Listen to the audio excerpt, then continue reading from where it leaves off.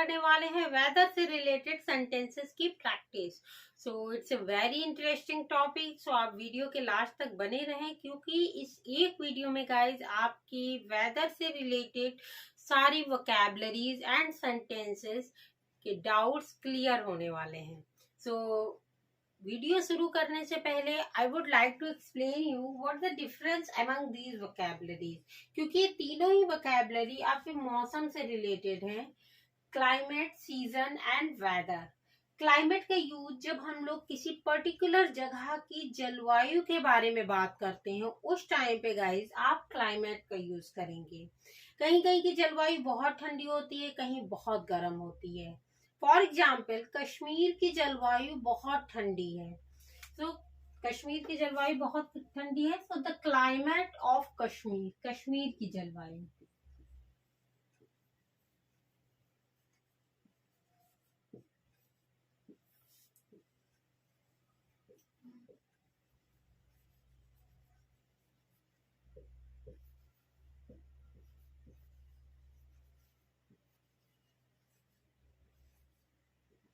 Okay, so the climate of Kashmir is very cold. The climate of South Africa is very hot. So आप किसी particular जगह की जब जलवायु के बारे में बात करेंगे, उस टाइम पे गाइस आप क्लाइमेट का यूज कर देंगे। नेक्स्ट, सीजन, ऋतु के लिए यूज किया जाता है। Summer season, winter season, rainy season, autumn season. So आप सीजन का यूज करेंगे। कितने प्रकार की ऋतुएं होती हैं? सो हाउ मेनी टाइप्स, आप पूछेंगे how many types of seasons are there.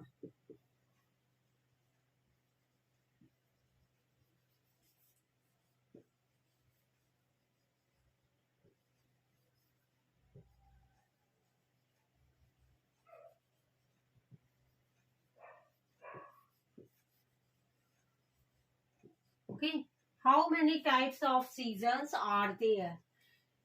Next, weather. Weather का यूज भी मौसम के लिए किया जाता है, लेकिन जब हम लोग बात करते हैं मुझे सुबह का मौसम बहुत पसंद है, आज बहुत सुहावना मौसम है, मुझे बारिश का मौसम बहुत पसंद है। सो आप मौसम के लिए जब बात करेंगे कि आज मौसम खराब है, आज मौसम बहुत अच्छा है, उस टाइप पे गाइज आप वेदर का यूज करते हैं। मुझे सुबह का मौसम बहुत पसंद है, सो आप यहाँ पर आई का यूज करेंगे, आई लव, क्यों मुझे पसंद है, I love morning weather.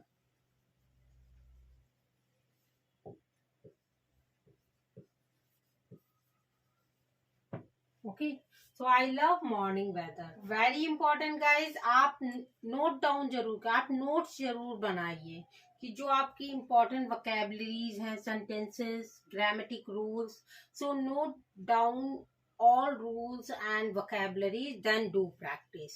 Okay, so take a screenshot. So these are very important sentences guys. First is the sky is overcast. आकाश में काले बादल छाए हुए हैं। उस टाइम पे गाइज आप यूज करेंगे the sky is overcast. The sky is overcast. Okay, next, it is clouding over या it's clouding over. आप दो कह सकते हैं बादल घिर रहे हैं, बादल घिर रहे हैं, it's clouding over. Next, it was thundering and lightning. Thundering का यूज गाइज आप तब करते हैं गरजने के लिए, जब बादल की गड़गड़ाहट सुनते हैं, गरजते हैं बादल, उस टाइम पे आप थंडरिंग का यूज करते हैं। लेकिन बिजली चमकने के लिए आप लाइटनिंग का यूज करेंगे। So it was thundering and lightning. बादल गरज रहे थे और बिजली चमक रही थी। So it was thundering and lightning last night. आप कह सकते हैं कि कल रात बादल गरज रहे थे और बिजली चमक रहे थे।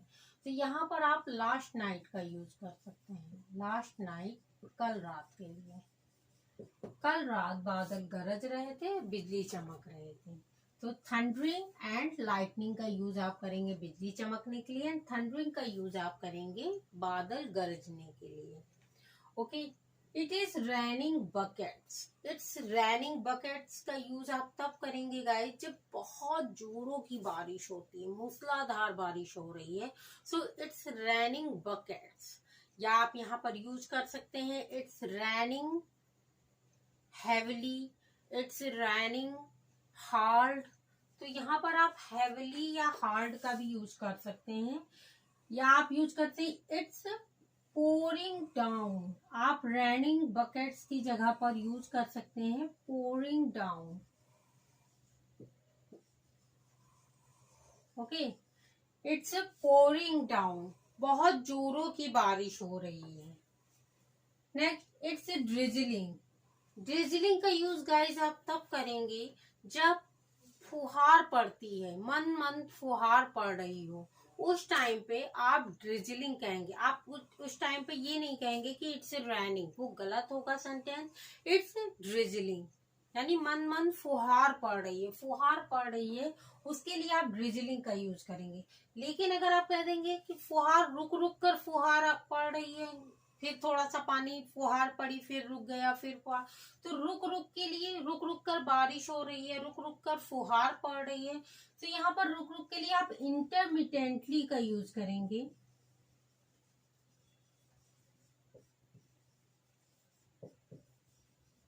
ओके, इंटरमिटेंटली रुक के कर होने के लिए आप इंटरमिटेंटली का यूज करेंगे कि कोई चीज रुक रुक कर, बारिश रुक रुक के हो रही है, इट्स रैनिंग इंटरमिटेंटली। फुहार रुक रुक कर पड़ रही है, it is drizzling intermittently. Okay, it's sprinkling. It's sprinkling का यूज आप तब करते हैं गाइस जब बड़ी बड़ी बूंदे पड़ने के लिए आप यूज करेंगे। इट्स स्प्रिंकलिंग कि बड़ी बड़ी बूंदे पड़ रही हैं, तो उस टाइम पे आप ड्रिजलिंग का यूज नहीं करेंगे, स्प्रिंकलिंग का यूज करेंगे। आई have got drenched. I have got drenched, drench की जगह पे आप वेट का भी यूज कर सकते हैं कि मैं भीग गई हूँ। So I have got wet, I have got drenched. अगर आप स्पीकिंग टाइम में अगर आप वर्ड भूल जाते हैं तो आपके पास दो वर्ड एक्चुअली होने चाहिए कि आप सडनली दूसरे वर्ड का यूज कर सकें। ठीक, आई एम ड्रिपिंग वेट, जब आप पूरी तरह से भीग जाते हैं, सर से पानी टपक रहा है, बिल्कुल पानी में भीग चुके हैं, उस टाइम आप कहेंगे आई एम ड्रिपिंग वेट। तो ड्रिपिंग वेट की जगह पर आप कह सकते हैं soaked to the skin. New word है, आप यूज करिए सोक्ड टू द स्किन। जब आप पूरी तरह से भीग जाते हैं उस टाइम कहेंगे I am soaked to the skin. Okay, next, the streets were flooded. जब गलियों में पानी भर जाता है, भारी वर्षा के कारण जब गलियों में पानी भर जाता है, तो उस टाइम पे आप कहेंगे द स्ट्रीट्स वर फ्लडेड, गलियों में पानी भर गया था। सो फ्लडेड का यूज करेंगे गाइस कि due to heavy rain the streets were flooded, the roads were flooded, the city flooded because of heavy rain. तो आप इस तरह से यूज करेंगे वर्ड्स का कि पानी भर। Today the weather will remain bad, आज मौसम क्या रहेगा, खराब रहेगा। So take a screenshot. So the next sentence is guys it's sultry today, आज बहुत उमस है। सो बहुत उमस है के लिए sultry का यूज करते हैं गाइस। sultry की जगह पर आप वेरी ह्यूमिड का भी यूज कर सकते हैं, it's very humid. Humid means भी नमी के लिए यूज करते हैं कि आज बहुत ही उमस है। तो जब हवा में बहुत ज्यादा नमी बढ़ जाती है गाइस, तो उस टाइम पे आप sultry का यूज करते हैं या वेरी ह्यूमिड का यूज करते हैं, it's very humid today. Okay, दोनों ही चीजों का इस वोकैबुलरी का यूज कर सकते हैं आप। It is a sticky weather. Sticky weather बहुत ही चिपचिपा मौसम जो होता है कि चिपचिपा मौसम हो जाता है गर्मियों में, जब बिकॉज ऑफ नमी, नमी के कारण बहुत चिपचिपा मौसम हो गया है। सो आप कह सकते हैं कि due to humidity, due to humidity it is a sticky weather. तो स्टिकी वेदर का आप यूज तब करेंगे it's very sticky weather today due to humidity.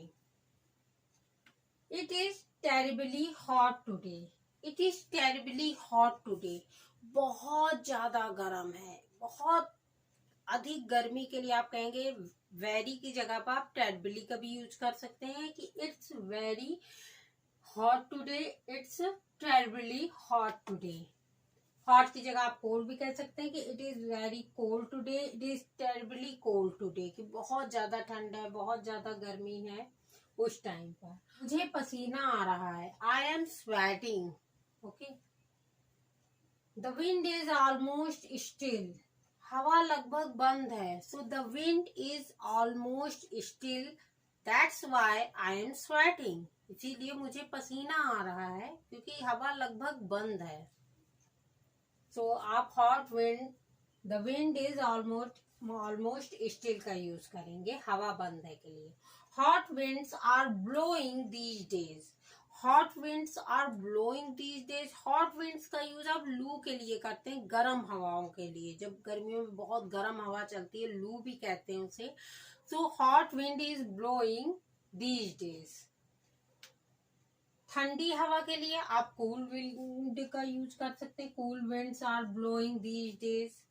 A storm is raging outside, a storm is raging outside, तूफान आ रहा है, बाहर तूफान आ रहा है, सो a storm is raging outside। Okay, बाहर के लिए आप आउटसाइड का यूज करेंगे और तूफान के लिए आप स्टॉर्म का यूज करते हैं। आंधी के लिए भी आप स्टॉर्म का यूज करेंगे, जब बहुत तेज आंधी चलने लगती है, तूफान आने लगता है और जब बादल गरजने लगते हैं, आंधी पानी सब एक साथ, तो आप उस टाइम पर यूज करेंगे guys thunder storm. A thunder storm is raising outside, so don't go out because a thunder storm is raising outside. The weather has turned bad and the weather has turned bad, मौसम बहुत खराब हो गया है, तो खराब हो गया है turned का यूज करेंगे, the weather has turned bad। Okay, it hailed today, it hailed today, ओले पड़ने के लिए आप hail का यूज करते हैं, आज ओले पड़े थे, so it hailed today, ओले पड़ रहे हैं, it is hailing, okay, it is hailing का यूज करेंगे, ओले पड़ रहे हैं और पड़े थे, it hailed today. Second form का यूज करेंगे guys, so note down and take a screenshot. So the next sentence is it is biting cold nowadays. Nowadays कभी भी अलग अलग नहीं लिखते हैं कि नाउ अ डेज, आप हमेशा साथ में लिखेंगे आजकल के लिए, कि आजकल कड़ाके की ठंड हो रही है, तो बहुत कड़ाके की ठंड हो रही है, so it is biting cold now a days, कड़ाके की ठंड के लिए। लेकिन it is getting colder day by day, दिन पे दिन ठंड बढ़ रही है, तो it is getting colder day by day, दिन पर दिन गर्मी बढ़ रही है। It is getting heat day by day, तो गर्मी बढ़ रही है, ठंड बढ़ रही है, आप उसके अकॉर्डिंग हीट या कोल्डर का यूज करेंगे, दिन पर दिन, day by day. I am shivering, मैं कांप रही हूँ, शी शिवरिंग, वह कांप रही है, ठंड से, वह ठंड के कारण वह कांप रही है, she shivering due to cold या because of cold. Next, it's foggy today, it's foggy today, जब ठंड में बहुत कोहरा छा जाता है, बहुत ज्यादा कोहरा होता है, घने कोहरे के लिए आप डेंस फॉग का यूज कर सकते हैं गाइस। डेंस मीन्स घना, तो घना कोहरा डेंस फॉग, लेकिन आज बहुत कोहरा है, इट्स फॉगी टुडे। जैसे बादल बहुत होते हैं तो हम लोग कहते हैं it's cloudy day today, so it's cloudy today, आज बादल है, मतलब धूप नहीं निकली है, सो इट्स क्लाउडी टुडे। लेकिन अगर कोहरा बहुत है, इट्स फॉगी टुडे का यूज करेंगे आप। कोहरा छट जाने के लिए गाइज आप लिफ्ट का यूज करें, कि कोहरा छट गया है, so it has lifted, fog has lifted.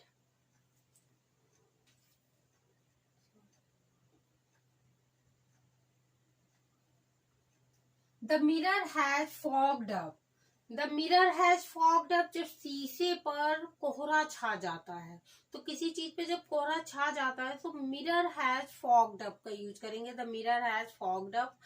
आप खिड़कियों पे कोहरा छा जाता है, गाड़ी की शीशे में, तो आप हमेशा the window glass has fogged up, तो आप फॉग्ड अप का यूज करेंगे जब किसी चीज पे कोहरा छा जाता है।